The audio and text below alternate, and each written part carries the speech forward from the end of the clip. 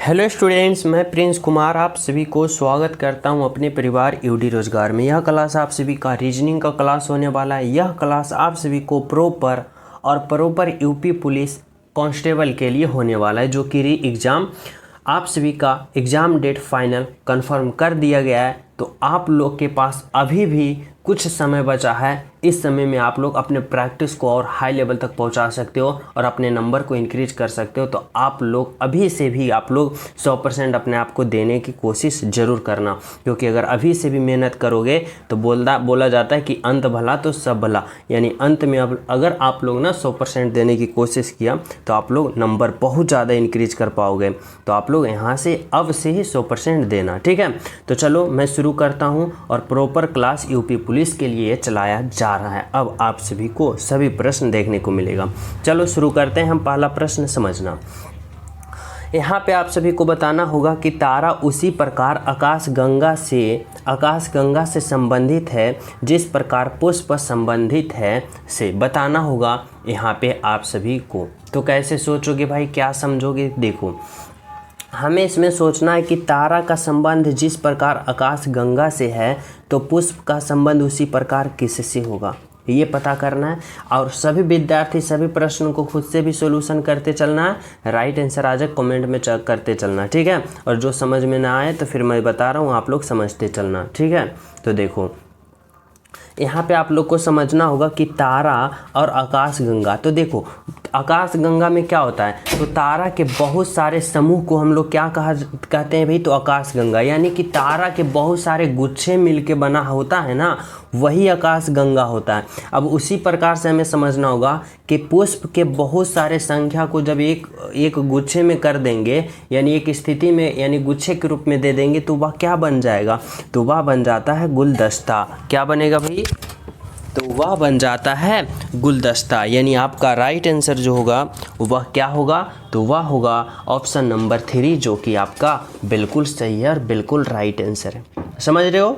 तो चलिए नेक्स्ट पे देखो, 2 नंबर का प्रश्न समझना भाई। क्या कर रहा है आप सभी से, कर रहा है सही संख्याओं का सही संबंध बताएं। यहाँ पे देखो आप सभी के पास क्या दे रखा है भाई, तो यहाँ पे संख्या दे रखा है। यानी बताना होगा कि जिस प्रकार 16 से 23 हुआ ना, जिस प्रकार 16 से 23 हुआ तो उसी प्रकार 22 से यहाँ पे क्या होगा, आप लोग को यहाँ पे सोचना है, समझना और बताना है। कैसे बताओगे भाई, कैसे पता करोगे? तो देखो, यहाँ पे आप लोग को संख्याओं से खेलना है।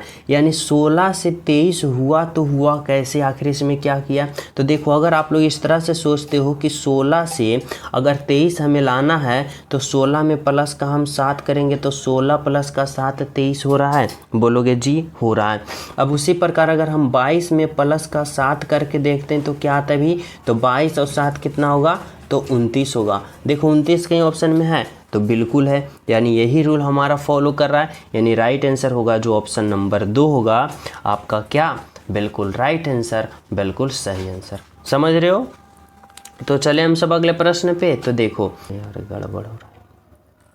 देखो 3 नंबर का प्रश्न क्या कर रहा है भाई, 3 नंबर का प्रश्न यहाँ पे आप सभी से कर रहा है ना कि उस समोच्च का चयन करें जिसमें संख्याएं उसी तरह आपस से संबंधित है जिस प्रकार संख्याएं नीचे दिए गए समूह में आपस में संबंधित है। तो कैसे करोगे? देखो 3 नंबर का प्रश्न क्या कर रहा है अभी, कह रहा है उस समुच्च का चयन कीजिए जिसमें संख्याएं उसी तरह आपस में संबंधित है जिस प्रकार संख्या नीचे गए समूह में आपस में संबंधित है। यानी इसका कहने का मतलब है ना कि यहाँ पे जिस प्रकार 11 हुआ, 16 हुआ, 20 हुआ, तो ऐसे वाले लॉजिक कौन सा ऑप्शन में लगा है, यही आप लोग को पता करना है। कैसे करोगे समझना। हमें देखना है 11 से 16 हुआ, फिर 16 से 20 हुआ, तो किस तरह से हुआ। तो देखो, अगर हम बात करें 11 से 16 हुआ तो क्या हुआ भाई, तो प्लस का 5 हुआ, 11 प्लस का 5 16। अब देखो 16 से अगर हम बात करें कि 20 हुआ, अब 16 से 20 हुआ तो क्या किया भाई, तो 16 प्लस का 4, 16 4 20, यानी पहले प्लस का 5 फिर प्लस का 4 किया। समझना। अब चलो मैं ऑप्शन 1 को देखता हूँ। ऑप्शन 1 में क्या भाई यह रूल फॉलो कर रहा है, तो चेक करना पड़ेगा। तो देखो 9, अगर 9 में हम 5 जोड़ते हैं तो 9 और 5 14, बिल्कुल सही है। और 14 में फिर 4 जोड़ते हैं तो 14 4 18, लेकिन यहाँ पे 19 है, इसलिए ऑप्शन नंबर 1 गलत है। ऑप्शन नंबर 2 देखो तो 15 प्लस का 5, 15 5 20, 20 में 4 जोड़ोगे 20 4 24, क्या हो रहा है, बिल्कुल, यानी यहाँ पे ऑप्शन नंबर 2 वाले यहाँ पे यह लॉजिक फॉलो कर रहा है, यानी यह रूल अप्लाई हो रहा है कौन सा ऑप्शन में, तो ऑप्शन नंबर 2 में। यानी आपका राइट आंसर जो होगा ऑप्शन नंबर क्या होगा, तो 2 होगा। समझ रहे हो। तो चले हम सब नेक्स्ट पे। और ये इसमें देखोगे नहीं होगा, इसमें भी नहीं होगा, क्योंकि देखो यहाँ पे अगर हम 17 5 करते हैं तो 17 5 22 होता है, लेकिन 23 है।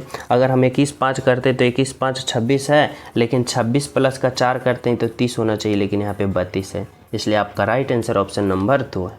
ठीक है, देखो 4 नंबर का प्रश्न समझना। और सभी प्रिय स्टूडेंट क्लास को लाइक कर देना, जो न्यू हो चैनल सब्सक्राइब करके बेल आइकन प्रेस कर देना, ठीक है, ताकि सभी क्लास का नोटिफिकेशन टाइम टू टाइम मिलता रहे। 4 नंबर का प्रश्न समझना। यहाँ पे आप सभी से क्या कर रहा है भाई, कर रहा है किसी निश्चित कोड भाषा में घटाव को जोड़, यहाँ पे जोड़ को क्या कर रहा है, गुना, गुना को भाग और भाग को घटा प्रदर्शित करता है, तो इतना का मान क्या होगा बताना होगा। कैसे करोगे, तो देखो यहाँ पे क्या दे रखा है भाई, तो यहाँ पे दे रखा है देखो 9 है, फिर देखो घटाओ, घटाओ का अर्थ क्या है, तो घटाओ जोड़ को प्रदर्शित करता है।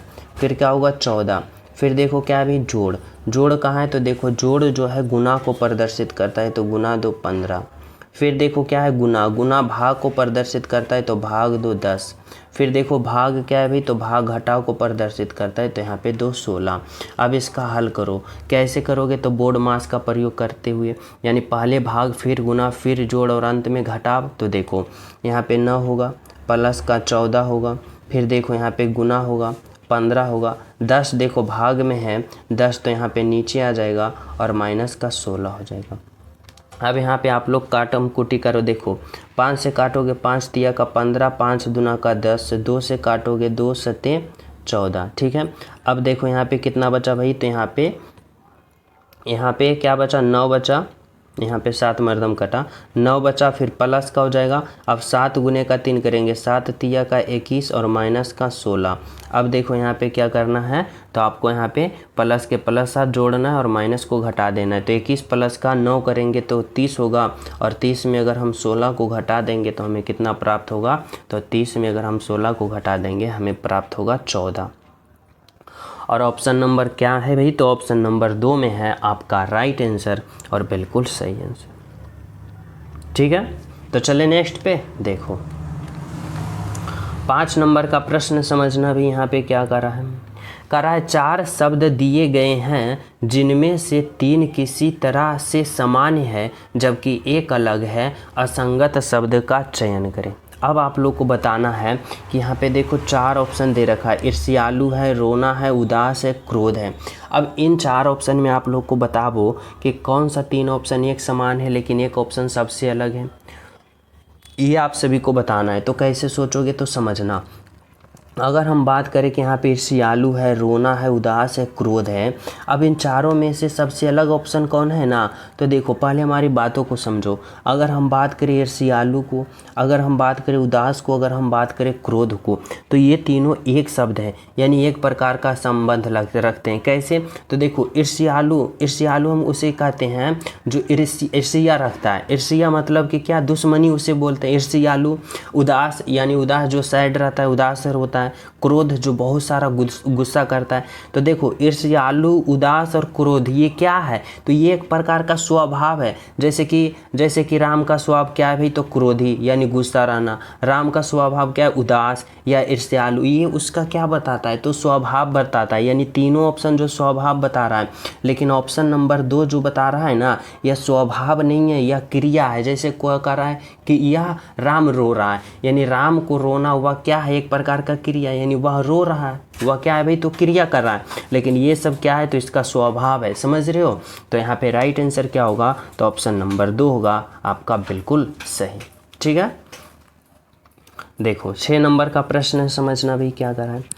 6 नंबर का प्रश्न जो है ना डायरेक्शन वाले, दिशा वाले, और इसमें आप लोग को इस प्रकार से कुछ पॉइंट यहाँ पे याद होना चाहिए। जैसे ऊपर की ओर उत्तर कहते हैं, नीचे की ओर और हम लोग दक्षिण कहते हैं, इधर को हम लोग पूरब कहते हैं और इधर को हम लोग पश्चिम कहते हैं। ठीक है, अब देखो हमारा एग्जामिनर जो है हमसे क्या कहना चाहता है। कह रहा है मोहन ने मार्ग प्रारंभ किया, प्रारंभ बिंदु से 4.5 किलोमीटर पश्चिम की तरफ जाता है। देखो अगर मैं मोहन को यहाँ पे रखता हूँ, मोहन को कहाँ में रखता हूँ, यहाँ पे, तो यहाँ से कहाँ जा रहा है भाई, पश्चिम की तरफ, पश्चिम की तरफ जा रहा है। और कितना गया था भाई, तो 4.5 किलोमीटर कहाँ गया, तो पश्चिम की तरफ गया। ठीक है, कह रहा फिर यह उत्तर की तरफ मुड़ता है और आगे 3 किलोमीटर दूर जाता है। यानी यहाँ जब आ गया तो यहाँ से कहाँ जाएगा भाई, उत्तर की ओर, उत्तर की ओर यानी ऊपर की ओर जाएगा, और ऊपर की ओर कितना जाएगा, तो 3 किलोमीटर ऊपर की ओर यानी उत्तर की ओर जाएगा। ठीक है, कह रहा है फिर वह पूर्व की तरफ मुड़ता है और 4.5 किलोमीटर जाता है। यानी जब यहाँ पे आ गया ना तो यहाँ से पूरब की ओर मुड़ेगा। कहाँ पूरब की ओर मुड़ेगा भाई, तो पूरब की ओर यहाँ पे मुड़ेगा। और कितना चला, तो यहाँ पे आने के लिए 4.5 किलोमीटर इधर भी चला। ठीक है, 4.5 किलोमीटर इधर भी चला। अब कह रहा है कि अंत में वह बाएं मुड़ता है और अंत बिंदु तक पहुंचने के लिए 1.5 किलोमीटर चलता है। यानी यहाँ पे कहा रहा है भाई कि अंत में वह कहाँ मुड़ता है, बाएं। यहाँ से वह बाएं मुड़ेगा तो कहाँ चलेगा, इधर चलेगा। और बाएं मुड़ा और अंतिम बिंदु तक पहुँचने के लिए कितना चला, तो 1.5 किलोमीटर चला। ठीक है, अब यहाँ पे आपका एग्जामिनर जो क्या कर रहा है समझना। यहाँ पे आपका एग्जामिनर कहना चाहता है कि प्रारंभ बिंदु के संदर्भ में अंतिम बिंदु कहाँ है। प्रारंभ बिंदु कहाँ है भाई, तो यहाँ पे। अंतिम बिंदु कहाँ है भाई, तो यहाँ पे। अब प्रारंभ बिंदु के अंतिम बिंदु के संदर्भ में बताना है तो देखो अगर हम बात करें ये 4.5 किलोमीटर है, ये भी 4.5 किलोमीटर है। अगर ये 3 किलोमीटर है तो ये बीच की दूरी भी कितना होगा, तो 3 किलोमीटर होगा। और ये 1.5, तो 3 और 1.5 कितना होगा, 4.5। अब 4.5 यानी ऑप्शन 2 गलत, ऑप्शन 4 गलत। अब बात करें दिशा में, तो प्रारंभ बिंदु के संदर्भ में, यानी प्रारंभ बिंदु यहाँ है और कहाँ जा रहा है भाई, ऊपर की ओर यानी उत्तर की ओर। यानी 4.5 किलोमीटर जो होगा उत्तर की ओर होगा। यानी ऑप्शन नंबर 1 होगा आपका राइट आंसर। क्या होगा भाई, तो ऑप्शन नंबर 1 जो होगा आपका राइट आंसर होगा। ठीक है, समझ रहे हो, ऑप्शन नंबर 1।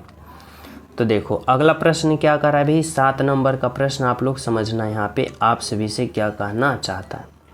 कह रहा है रिक्त स्थान को भरें, यानी यहाँ पे बताना है कि इस भाट के जगह जो होगा वह क्या होगा। यानी हमें सोचना है कि ये देखो पहले ये क्या प्रश्न है भाई, तो ये सीरीज वाले प्रश्न है, और वो भी किसका सीरीज है, तो नंबर सीरीज का। और नंबर सीरीज में क्या हो रहा है भाई, तो धीरे धीरे यह सीरीज जो है ना इंक्रीज हो रहा है यानी बढ़ रहा है। अब जब सीरीज बढ़ता है तो हमें क्या करना होता है पता है, हमें देखना होता है कि किस तरह से आखिर यह सीरीज बढ़ रहा है। तो देखो अगर हम बात करें 1 से 3 जा रहा है यानी क्या हो रहा है भाई, प्लस का 2 हो रहा है। 3 से 5 जा रहा है तो क्या हो रहा है भाई, प्लस का 2 हो रहा है। 5 से 7 जा रहा है, क्या हो रहा है भाई, प्लस का 2 हो रहा है। अब जब हम 7 से अगले पद निकालेंगे तो प्लस का 2 करेंगे। अब 7 प्लस का 2 कितना होगा भाई, तो 9 होगा। और 9 जो है ऑप्शन नंबर 1 में है आपका राइट आंसर, बिल्कुल सही आंसर, ऑप्शन नंबर 1। ठीक है, समझ पा रहे हो। तो चले नेक्स्ट पे देखो 8 नंबर का प्रश्न आप लोग समझना। कह रहा है निम्नलिखित श्रृंखला में कौन सा अक्षर प्रश्नवाचक चिन्ह के स्थान पे यहाँ पे प्रस्थापित करेगा, यानी प्रश्नवाचक चिन्ह है। अब बताना है कि इस भाट के जगह जो होगा वह क्या होगा।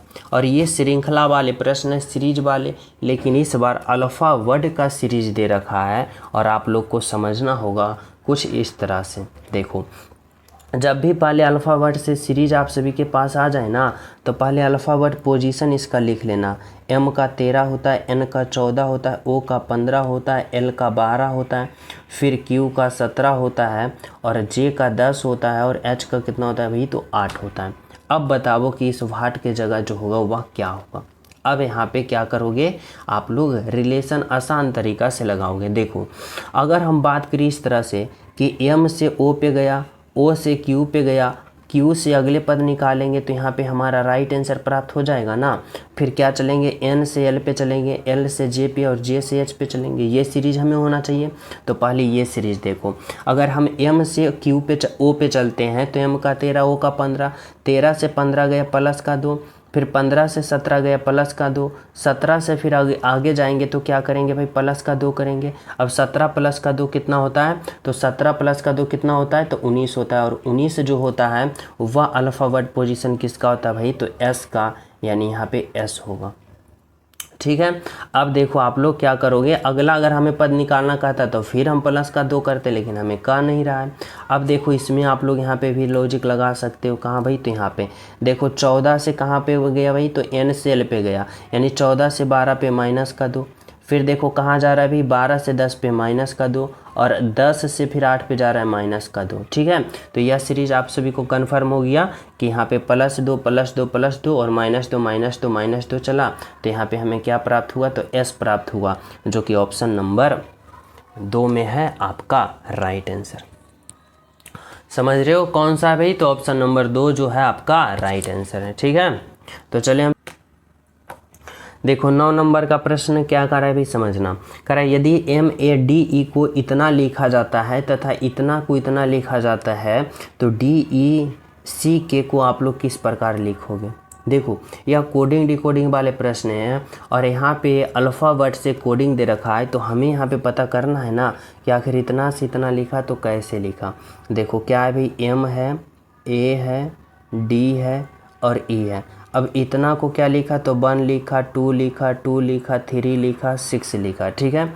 अब देखो यहाँ पे हमें क्या करना है, तो पहले हमें इसका अल्फ़ाबेट पोजीशन लिखना है। M का कितना होगा, 13 होगा, A का 1 होगा, D का 4 होगा, E का 5 होगा। ठीक है। अब देखो आप लोग समझो कि M का 13 होता है, यहाँ पे क्या लिखा भाई, 12 लिखा, यानी 13 से 12 लिखा तो माइनस का 1 किया।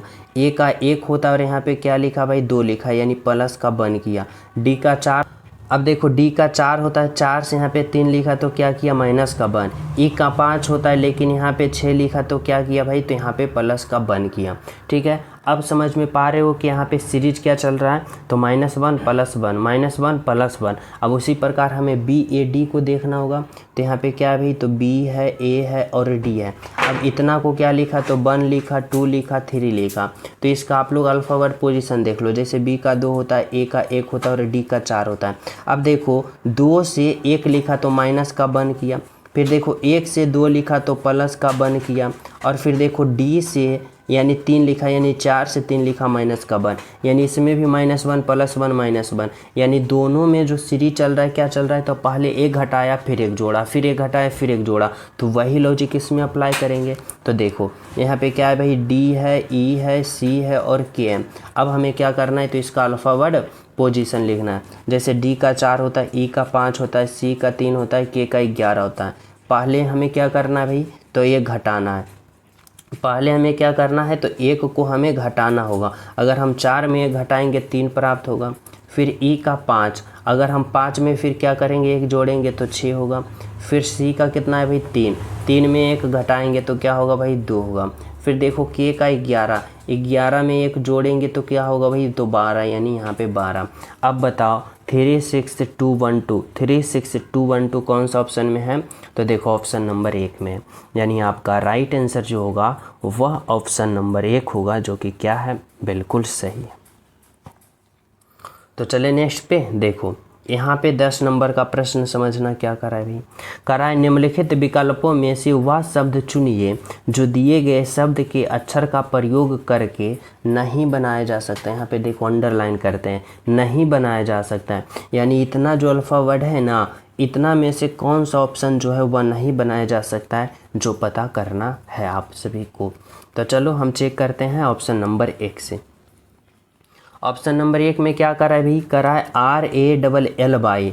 देखो R है, A है, एक L है, दूसरा L है और Y है, यानी ऑप्शन नंबर 1 बनाया जा सकता है। ठीक है। अब ऑप्शन नंबर 2 को देखो, क्या है, TALCUM। देखो TALCUM,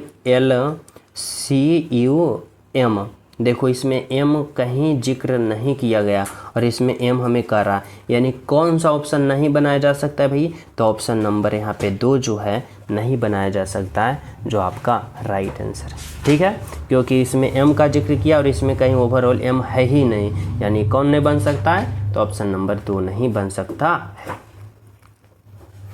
देखो 11 नंबर का प्रश्न समझना भी क्या कर रहा है, कह रहा है दी गई आकृति में उस सही दर्पण प्रतिबिंब को चुने। यानी अगर यहाँ पे कोई अल्फा वर्ड संख्या दे रखा है और यहाँ पे m और n कोई दर्पण है, तो इसका प्रतिबिंब बनेगा कैसा, ये बताना होगा। तो मिरर इमेज में आप सभी को पता है कि क्या होता है भाई, तो दाएं वाला फिगर बाएं में चला जाता है और बाएं वाला फिगर दाएं में चला जाता है, समझ रहे हो। तो देखो अगर हम इसमें बात करें कि कैसे होगा, तो देखो जी जो पहले में स्टार्ट है ना, वह अंतिम में चला जाएगा और कैसे हो जाएगा, तो यह उलट जाएगा। यानी जी कैसे लिखाता है, तो देखो ऐसे जी लिखा हुआ है ना, तो यह उलट के कैसे हो जाएगा भाई, तो ऐसे हो जाएगा। ठीक है, इस प्रकार से जी हो जाएगा, ऐसा जी हुआ, यानी ऑप्शन नंबर देखो सी पहले कट गया क्योंकि जी यह सीधा दे रखा है। ठीक है, अब के जो है इस तरफ है, तो यह उलट के किस तरफ हो जाएगा भाई, तो इस तरफ हो जाएगा ऐसे। ठीक है, दो देखो ऐसे हैं, तो दो इस तरह से, तो यह उलट के कैसे हो जाएगा भाई, तो दो इस तरह से हो जाएगा, इस तरह से। ठीक है, अब देखो दो जो है ऑप्शन नंबर बी कट जाएगा क्योंकि दो सीधा साधा है। ठीक है, यहाँ नहीं सिंपल से दे रखा है। अब हम बात करेंगे 7 देखो इस तरफ से है, तो यह उलट के किस तरफ से हो जाएगा, इस तरफ से हो जाएगा ऐसे। तो ऐसे में 7 कौन है भाई, तो देखो ऑप्शन नंबर डी भी कट गया, 7 इस तरह से। तो ओनली 1 कौन बचा, ऑप्शन नंबर 1 बचा।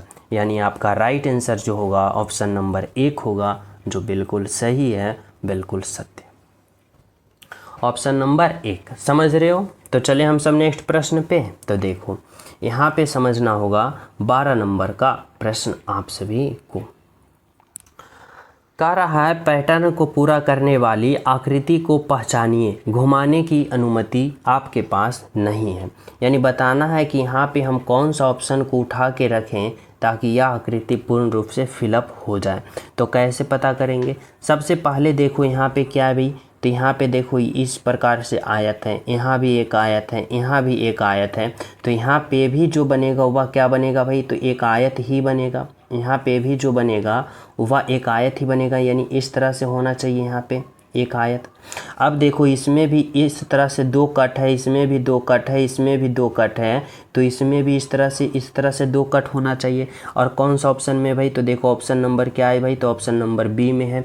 यानी इस तरह से सेम टू सेम अगर हम ऑप्शन नंबर बी को उठा के यहाँ पे रखते हैं, ऑप्शन नंबर बी को यहाँ पे, तो यह आकृति पूर्ण रूप से फिलअप हो जाएगा। ठीक है, समझ रहे हो। तो चले नेक्स्ट पे। देखो 13 नंबर का प्रश्न समझना भी क्या कर रहा है। देखो 13 नंबर में कह रहा है, नीचे दिए गए कौन सी उत्तर आकृति प्रश्न आकृति में दी गई आकृति श्रृंखला का कर्म जारी रखेगा। यह प्रश्न आकृति है या उत्तर आकृति है। अब बताना है कि उत्तर आकृति वाला कौन सा ऑप्शन हम उठा के यहाँ पे रखें ताकि यह आकृति का कर्म जो है जारी रखेगा। अगर कर्म के रूप में पूछे ना इस तरह से प्रश्न कि आगे वाले कर्म क्या होगा, उसके बाद वाले कर्म क्या होगा, तो आप लोग को पहले फिगर से देखना पड़ेगा। अगर हम पहले फिगर देखते हैं क्या हो रहा है, दूसरे में उसके बाद क्या हुआ, तीसरे में उसके बाद क्या होगा और चौथे में क्या होगा, ये पता करना है।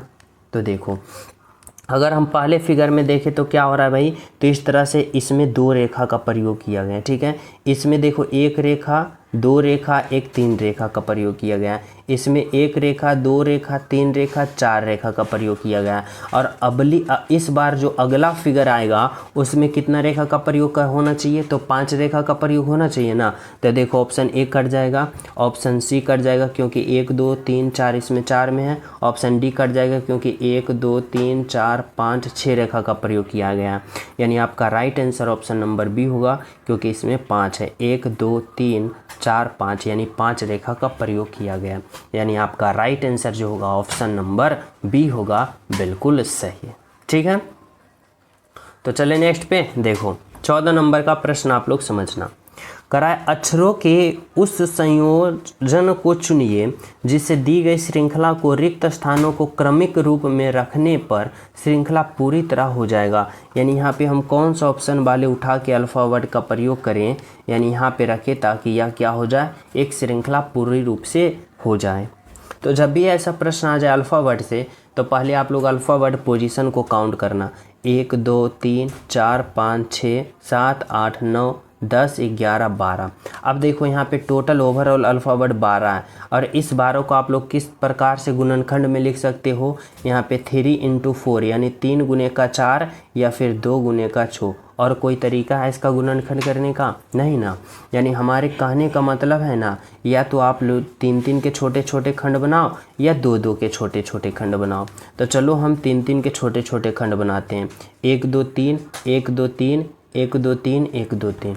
ठीक है, समझ रहे हो?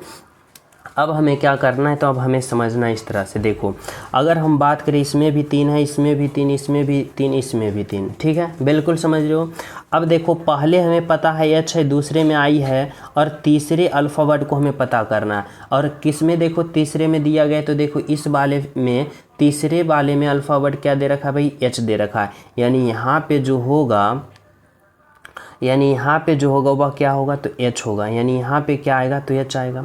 अब देखो इसमें सीरीज क्या बन रहा है भाई, तो बोलोगे HIH, यानी यहाँ पे आई होगा, यहाँ पे क्या होगा भाई, तो यहाँ पे आई होगा, फिर यहाँ पे एच। इस तरह से समझना क्या बन रहा है, तो HIH बन रहा है। यानी एच होगा, आई होगा, फिर क्या होगा, एच होगा, फिर HIH है, फिर यहाँ पे क्या होगा भाई, तो HIH। अब देखो सभी में पूर्ण रूप से फिलअप हो रहा है, HIH HIH HIH HIH। ठीक है, अब देखो आप लोग ने यहाँ पे क्या क्या लिए हो जी, देखो तो पहले में H लिए हो, इसमें I, फिर H, फिर यहाँ पे H लिए हो और फिर H लिए हो। अब आप लोग बताओ कि कौन सा ऑप्शन में ऐसा दिख रहा है भाई, HI और HHH। देखो HI HHH जो है ऑप्शन नंबर क्या में दिख रहा है, तो ऑप्शन नंबर डी में दिख रहा है। आपका क्या राइट आंसर, बिल्कुल सही आंसर। ठीक है, समझ रहे हो? तो चले हम सब अगले प्रश्न पे। तो देखो आप लोग अगला प्रश्न समझना क्या कर रहा है, तो 15 नंबर का प्रश्न यहाँ पे आप सभी से कहना चाहता है, कर रहा है नेताओं, अभिनेताओं और सांसदों के बीच संबंध को प्रदर्शित करता है। यानी कौन सा ऑप्शन का आप लोग चयन करोगे ताकि इन तीनों का एक साथ सही संबंध बता सकें। तो देखो क्या है भाई, तो नेताओं है, अभिनेताओं है और संसदों है। अगर मैं इस तरह से समझूं कि नेताओं के लिए मैं एक गोला बनाता हूं, ठीक है, चलो नेताओं के लिए मैं एक गोला बनाता हूं। अब अभिनेताओं, देखो कुछ अभिनेता जो होता है नेता होता है और कुछ नेता अभिनेता होता है। अगर हम सांसद की बात करें तो कुछ सांसद जो होता है अभिनेता भी होता है, नेता भी होता है। यानी तीनों का तीनों जो होगा ना, वह कुछ कुछ भाग होगा। अब बताओ कि कौन सा ऑप्शन में कुछ कुछ दिख रहा है, बोलोगे ऑप्शन नंबर सी में जो है वह क्या दिख रहा है भाई, तो यहाँ पे कुछ कुछ दिख रहा है। ठीक है, समझ रहे हो, ऑप्शन नंबर सी। तो चले नेक्स्ट पे, देखो 16 नंबर का प्रश्न समझना। इसमें कह रहा है कि किस उत्तर आकृति में प्रश्न आकृति निहित है। यह देखो प्रश्न आकृति है, यहाँ पे उत्तर आकृति दे रखा है। अब बताना कि यह जो प्रश्न आकृति है कौन सा ऑप्शन में समाहित हुआ है। क्या है भाई, तो देखो एक यह वर्ग दिया गया है, वर्ग मान लो, और इस तरह से ऐसे है, ऐसे है, यह आकृति ऐसे न है, सेम टू सेम। अब हमें पता करना है कि यह आकृति कौन सा ऑप्शन में दिया गया है, जो आप सभी को बताना होगा।